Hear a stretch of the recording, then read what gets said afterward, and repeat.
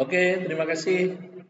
Ya, saya selalu pesan kepada seluruh mahasiswa saya untuk menjaga protokol kesehatan, jauhi kerumunan, cuci tangan, memakai sabun, memakai masker, dan jaga jarak. Ya, jaga jarak sebenarnya tidak cukup, ya, tetapi yang paling penting adalah jangan berada di dalam kerumunan, ya. Ingat itu, sekali lagi, semua yang saya pesankan adalah untuk kesehatan kita semuanya. Kita bisa menjaga diri kita sendiri, kita harus bisa menjaga orang lain, apalagi kita harus wajib menjaga keluarga kita. Ya, kepada seluruh mahasiswa STE Stekom dan Universitas Stekom, selamat mengikuti perkuliahan.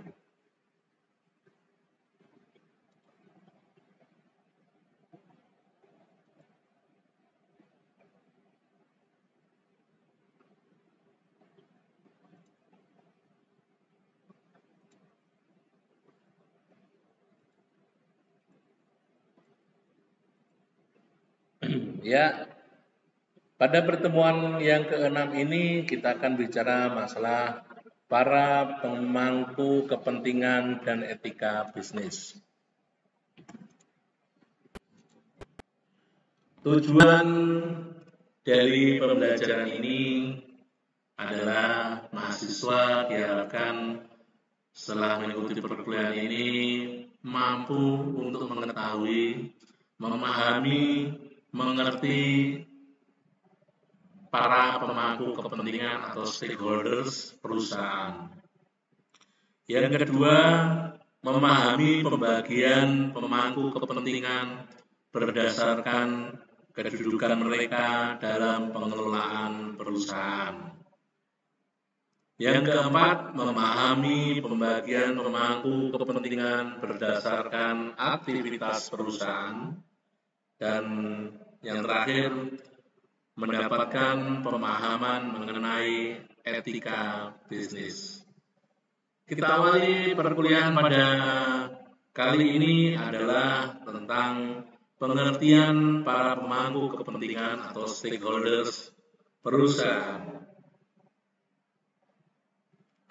Pengenalan terhadap konsep lingkungan organisasi perusahaan yang berkembang sejalan dengan berkembangnya pendekatan sistem dalam manajemen telah mengubah cara pandang manajer dan para ahli teori manajemen terhadap organisasi, terutama mengenai bagaimana suatu organisasi perusahaan dapat mencapai tujuannya secara efektif.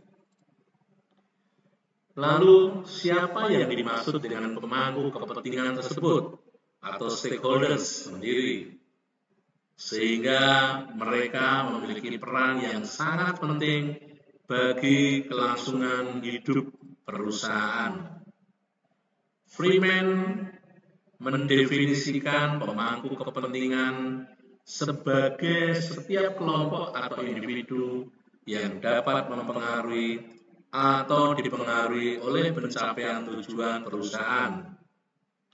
Pada awalnya yang dimaksud dengan pemangku kepentingan mencakup para pemegang saham atau share owners, para karyawan employees, para pelanggan customers, para pemasok suppliers, dan para pemberi pinjaman lenders, dan masyarakat luas atau society. Sedangkan Jones serta Robin dan Coulter masing-masing mendefinisikan para pemangku kepentingan atau stakeholders sebagai kumpulan individu maupun lembaga yang memiliki kepemilikan, tuntutan, kepentingan terhadap organisasi perusahaan. Menurut Jones 1995. Dan dipengaruhi oleh keputusan dan berbagai tindakan yang dilakukan organisasi perusahaan. menurut Robin dan Coulter tahun 2003. Mereka memiliki kepentingan terhadap apa yang dihasilkan oleh perusahaan dan juga bagaimana perusahaan menjalankan usahanya. Pemangku kepentingan merupakan bagian dari lingkungan usaha perusahaan atau business environment. Pemangku kepentingan akan memberikan dukungan terhadap perusahaan apabila mereka memperoleh imbalan sebanding atau lebih besar dari perusahaan dibandingkan dengan kontribusi yang mereka berikan kepada perusahaan.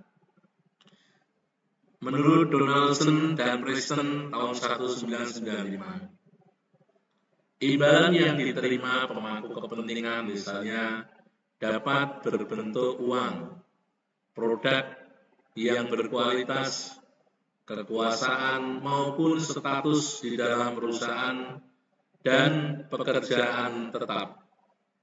Sedangkan kontribusi yang dapat diberikan pemangku kepentingan kepada perusahaan misalnya dapat berbentuk keahlian, pengetahuan, peraturan yang dibutuhkan perusahaan selama melakukan kegiatan usahanya, modal, bahan baku, produksi, dan lain-lain. Kepada mahasiswaku STI, Stekom, dan Universitas Stekom yang saya cintai, perkuliahan pada malam hari ini atau kali ini jangan Anda buat serius, tegang ya. Kalau Anda pengen ngopi, silakan ngopi dulu ya. Seperti saya sih juga mau ngopi dulu. Ya, kopinya enak. Ya, jadi buat suasana itu enak ya, sehingga kalian itu tetap berada di koridor ya, semangat, tidak ngantuk ya, diharapkan kan seperti itu. Kemudian next selanjutnya pembagian pemangku kepentingan berdasarkan kedudukan mereka dalam pengelolaan perusahaan. Inside stakeholders. Inside stakeholders terdiri dari orang-orang yang memiliki kepentingan dan tuntutan terhadap sumber daya perusahaan serta berada di dalam organisasi perusahaan, termasuk ke dalam kategori inside stakeholders adalah pemegang saham atau shareholders, para managers, karyawan, workforce. Para pemegang saham atau shareholder adalah pemilik perusahaan apabila perusahaan berbentuk perseroan terbatas ya. Jadi pada saat ini banyak pelaku usaha ya yang kemudian mengalihkan kepada penjualan saham ya.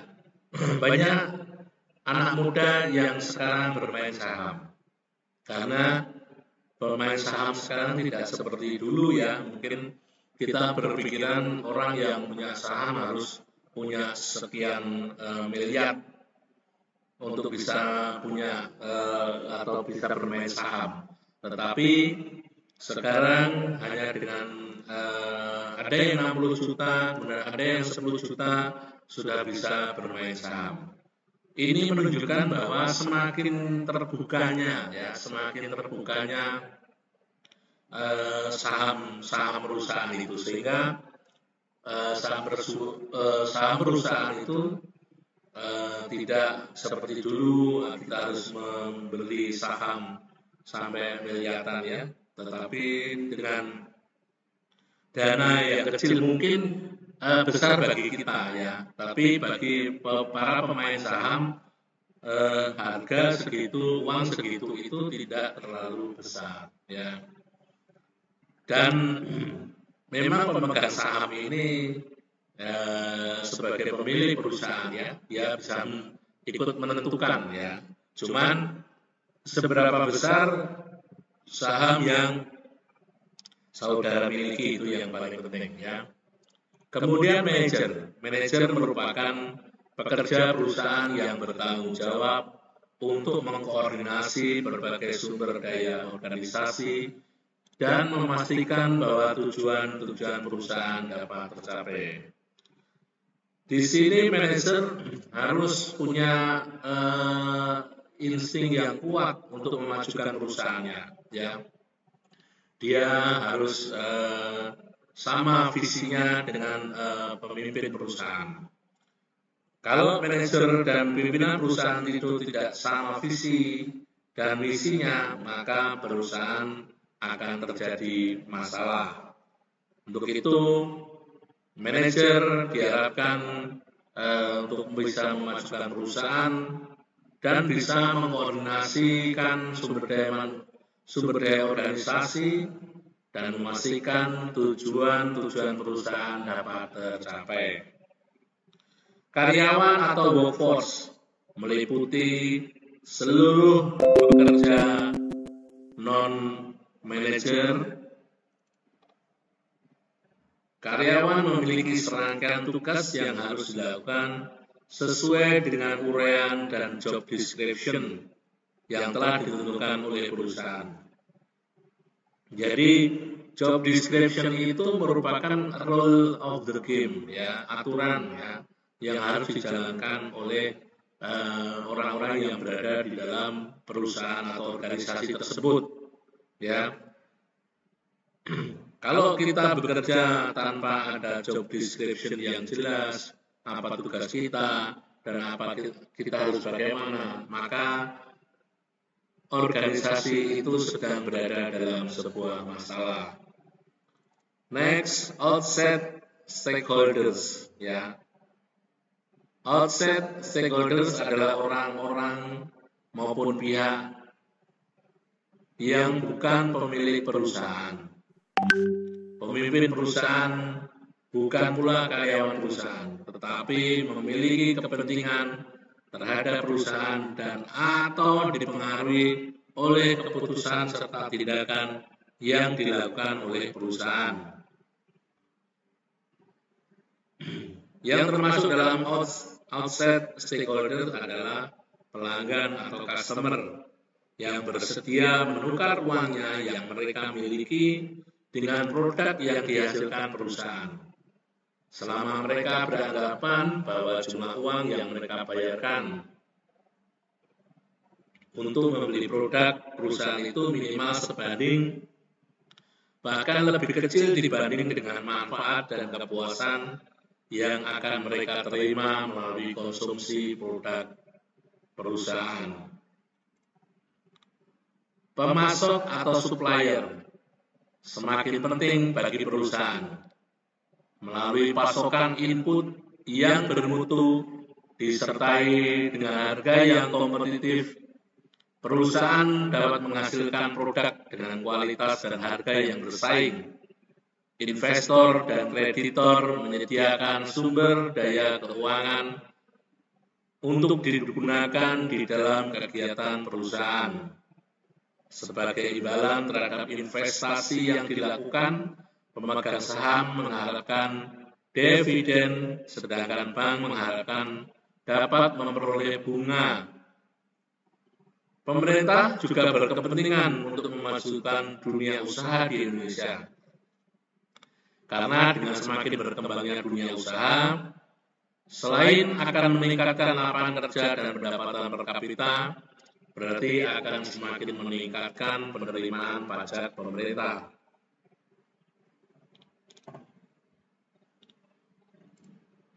Serikat pekerja atau union yang profesional, alih-alih emosional, dibutuhkan baik oleh pihak pekerja untuk mewakili kepentingan mereka dalam bernegosiasi dengan pengusaha, maupun oleh pengusaha untuk mengupayakan solusi yang menguntungkan kedua belah pihak atau win-win solution.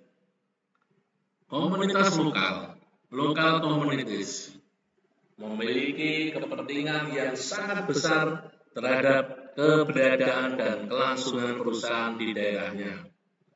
Hal ini terjadi karena perusahaan memberi mereka lapangan pekerjaan, pendapatan, dan perbaikan standar hidup, dan lain-lain. Masyarakat umum atau general public akan merasa sangat senang apabila produsen dalam negeri dapat menyaingi produsen asing. Hal ini tidak mengherankan karena kemakmuran suatu negara memiliki keterkaitan yang sangat erat dan keberhasilan perusahaan-perusahaan domestiknya untuk menyaingi perusahaan-perusahaan asing. Media memiliki kepentingan terhadap perusahaan karena dunia bisnis merupakan pemasang iklan maupun aktivitas promosi lainnya yang sangat menunjang kelangsungan bisnis media. Ya, bisa kita lihat bagaimana kekuatan media ya. Kalau dulu tahun 2000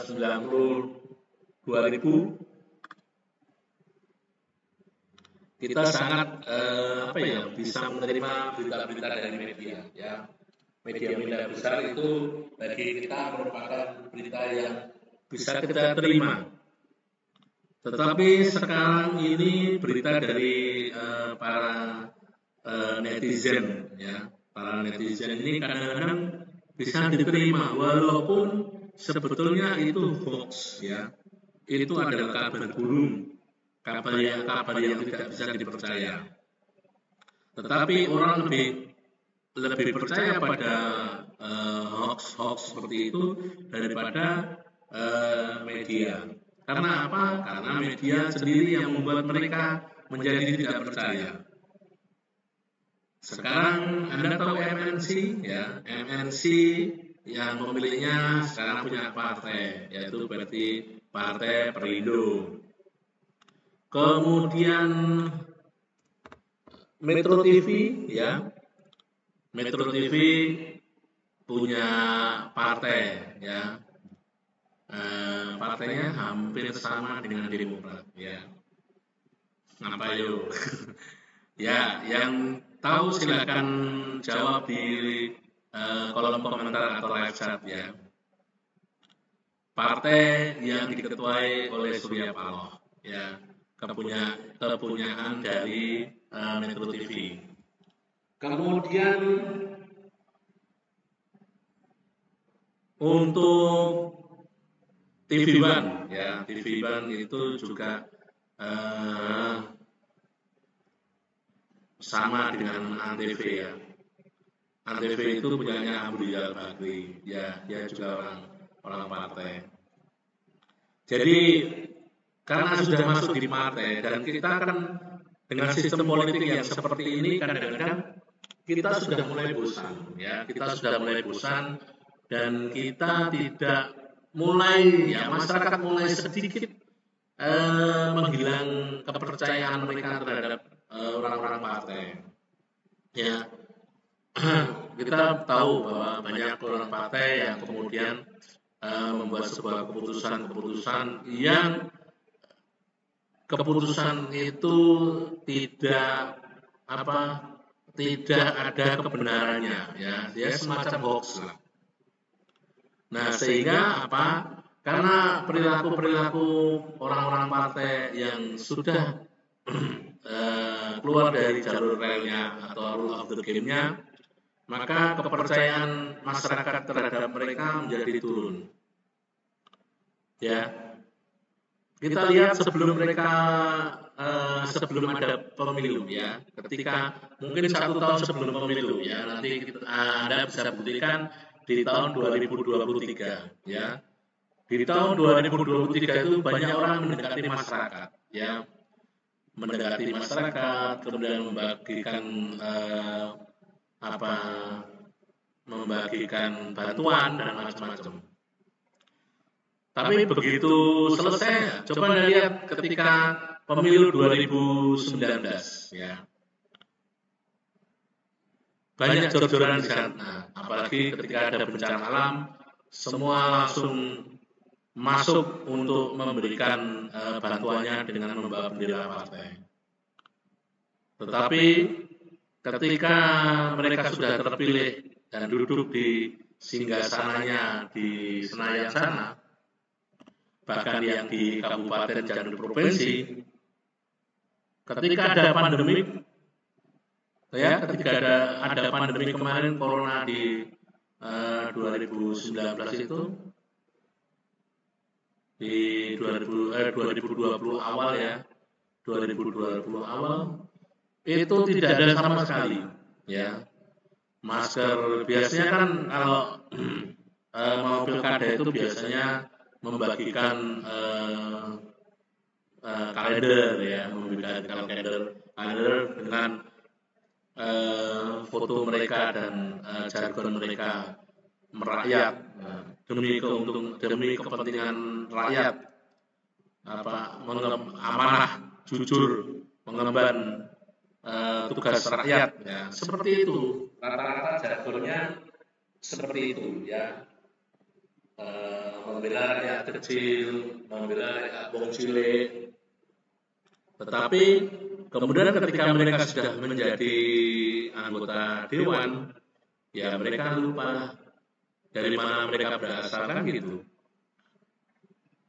Nah, ini yang kadang-kadang kemudian menjadikan orang tidak percaya lagi kepada orang-orang partai, ya, termasuk media yang ada, sehingga cenderung masyarakat sekarang lebih percaya pada netizen yang terhormat di negara 62 dibanding dengan media.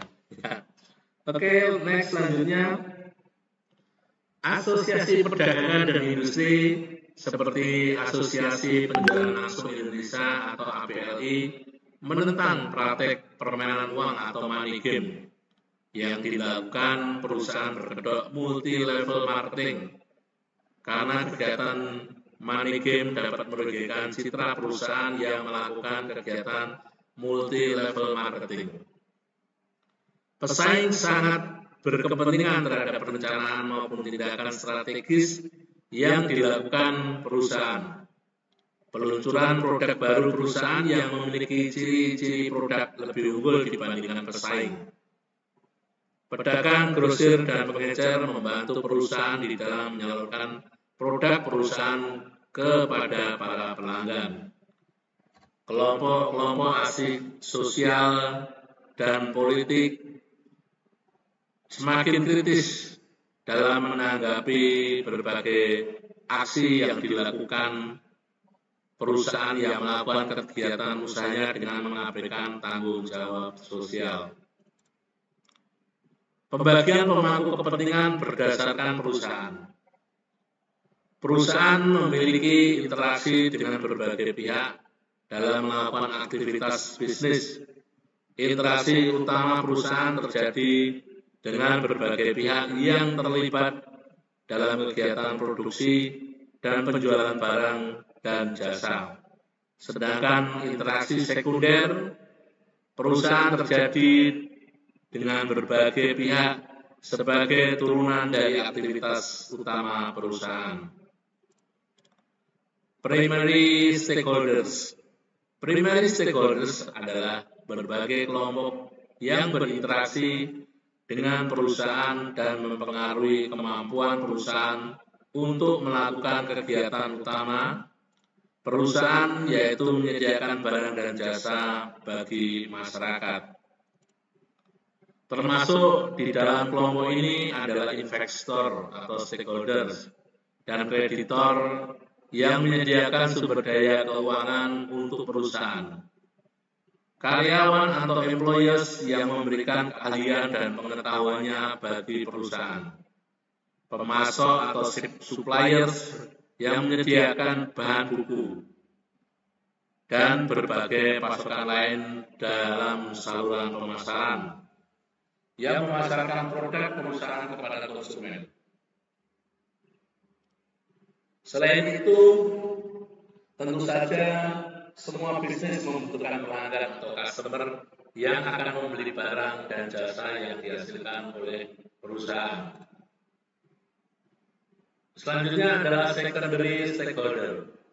interaksi sekunder antara perusahaan dengan pemangku kepentingan lainnya terjadi manakala berbagai kelompok di luar perusahaan memiliki kepentingan terhadap berbagai aktivitas yang dilakukan perusahaan. Interaksi sekunder inilah yang membuat para pemangku kepentingan yang terlibat di dalamnya dikelompokkan dalam secondary stakeholder. Etika bisnis. Dalam melakukan aktivitasnya, perusahaan harus memperhitungkan berbagai akibat yang ditimbulkan oleh keputusan maupun tindakan perusahaan terhadap pemangku kepentingan baik yang termasuk dalam kategori inside stakeholder maupun outside stakeholder. Akibat yang ditimbulkan kepada para pemangku kepentingan tidak hanya dilihat dari sisi perhitungan ekonomi, melainkan harus pula dilihat dari sisi dimensi moral.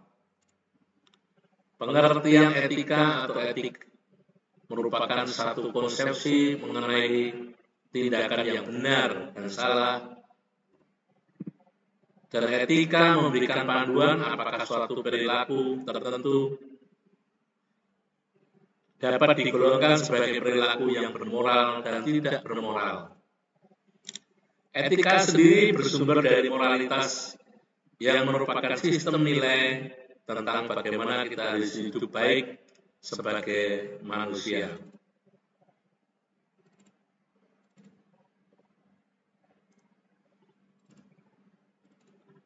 Pengertian etika bisnis merupakan penerapan etika secara umum terhadap perilaku bisnis.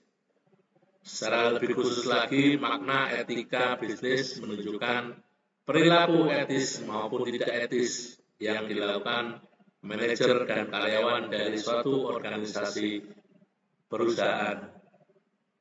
Etika bisnis bukan merupakan suatu etika yang berbeda dari etika pada umumnya.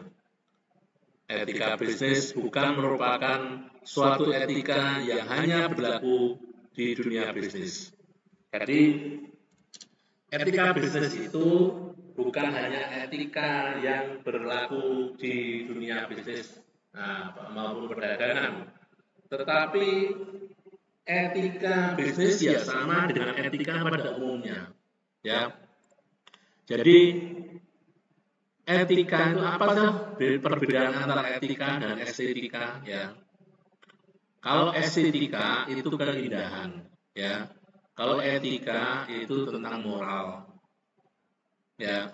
Jadi kalau kita berbisnis haruslah menggunakan moral, ya, dengan moral, bukan sekedar hanya menjual saja. Menjual itu harus punya moral. Kalau tidak punya moral, maka yang dijual abal-abal, yang dijual palsu, yang dijual menipu, ya. Coba Anda bayangkan seorang kurir yang tidak tahu apa-apa, ya, seorang kurir yang tidak tahu apa-apa harus kemudian dimaki-maki, diancam dengan golok, ya, bahkan yang terakhir dibuka kemudian dikembalikan barangnya dan minta pengembalian, ya. Ini kan luar biasa. Di mana etika penjualnya, ya? Bagaimana menipu penjual, menipu pembeli, penjual menipu pembeli, sehingga yang diterima oleh pembeli itu tidak seperti ekspektasinya, ya, tidak seperti harapannya, ya. Padahal di dalam perdagangan kita harus menjunjung tinggi tentang kejujuran, ya, dengan etika harus kita junjung tinggi.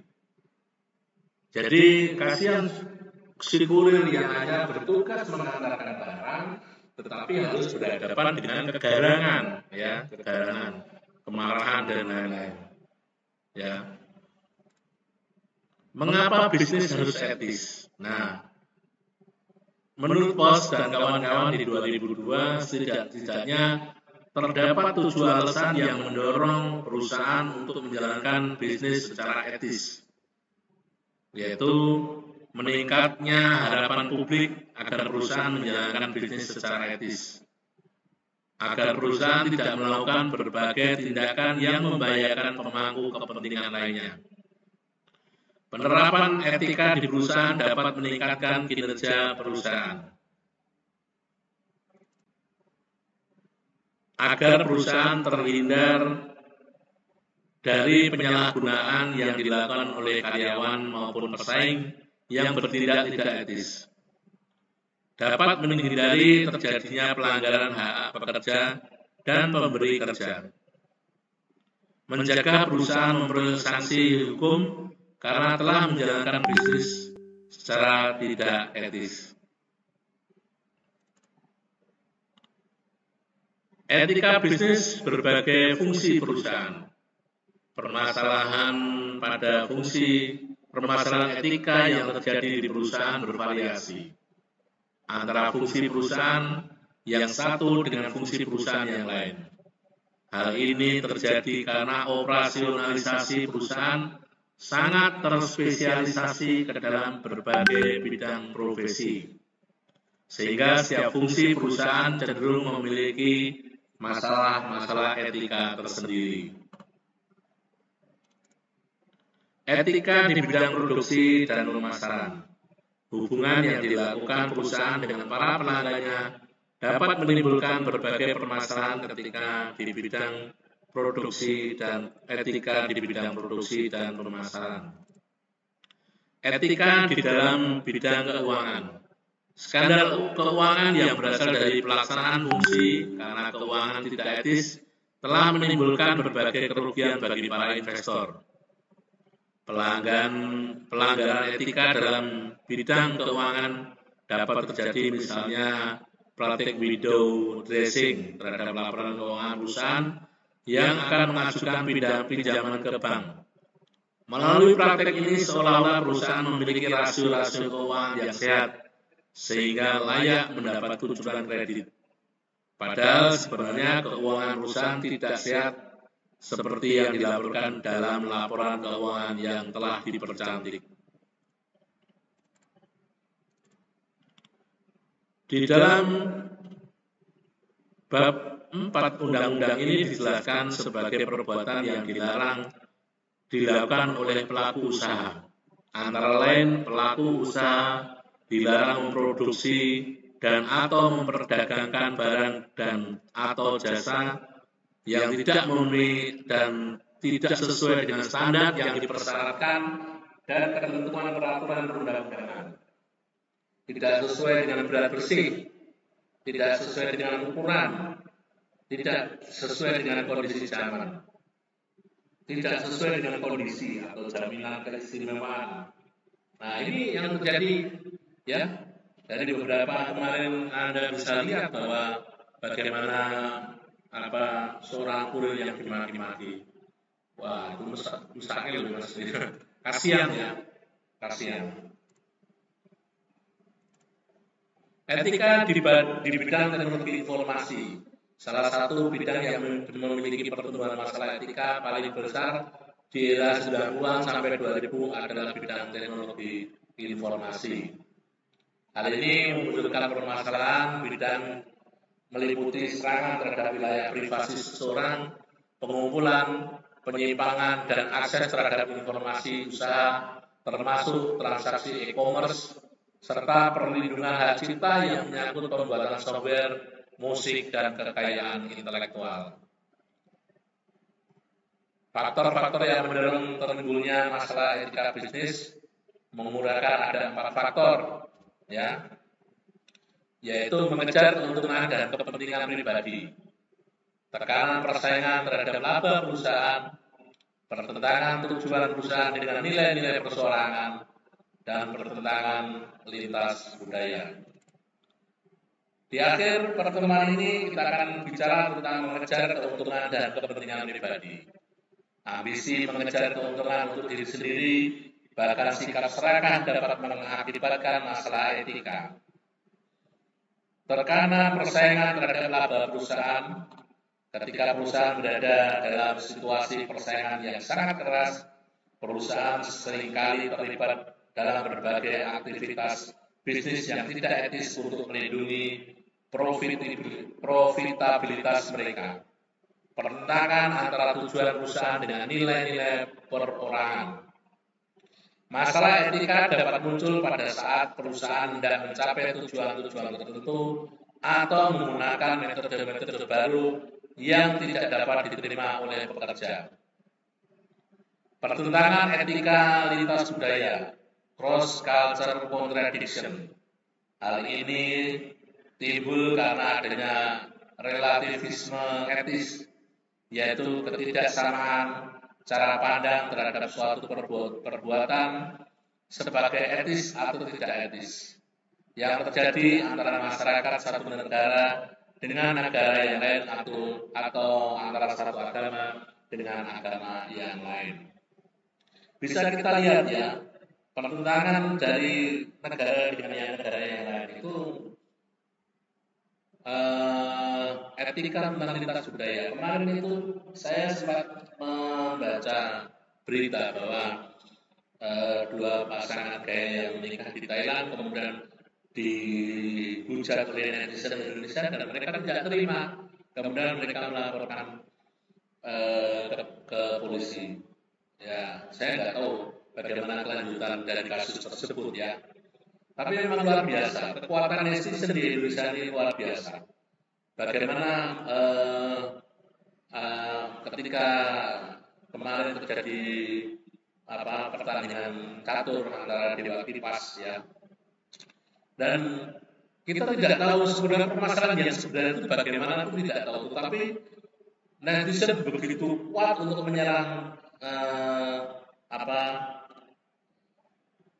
lawannya dari Dewa Kipas ya, dan itu akhirnya juga menjadi akhirnya ada satu perlombaan ya untuk menyelesaikan masalah. Kalau saya itu hanya untuk meredam masalah saja supaya masalahnya tidak melebar kemana-mana. Ya. Kemudian kasus IBF ya, kasus pemain bulu tangkis Indonesia yang tidak bisa tampil di kejuaraan All England di London, Inggris ya. Dan itu menjadikan websitenya IBF itu down ya, karena diserang oleh netizen Indonesia, dan itu luar biasa. Oke, sampai di sini dulu perkuliahan kita kali ini. Kepada mahasiswa SE Studi Ekonomi Modern dan juga Universitas Telkom, semoga Anda paham dengan apa yang saya bicarakan, Anda paham dengan apa yang saya utarakan, Anda paham dengan apa yang saya terangkan. Apabila ada hal-hal yang tidak dipahami, Anda boleh menulis di live chat atau di komen, silakan, atau kirim WA ke saya. Ya, semua saya akan terima, akan saya jawab. Terima kasih perhatiannya yang sudah mengikuti perkuliahan saya pada kali ini. Mari kita tutup. Untuk yang beragama Islam, marilah kita tutup dengan membaca hamdalah bersama-sama. Alhamdulillahirabbil alamin. Untuk yang beragama non-muslim, silakan Anda berdoa menurut agama dan keyakinan Anda sendiri. Oke, terima kasih. Kurang lebihnya saya mohon maaf. Wassalamualaikum warahmatullahi wabarakatuh.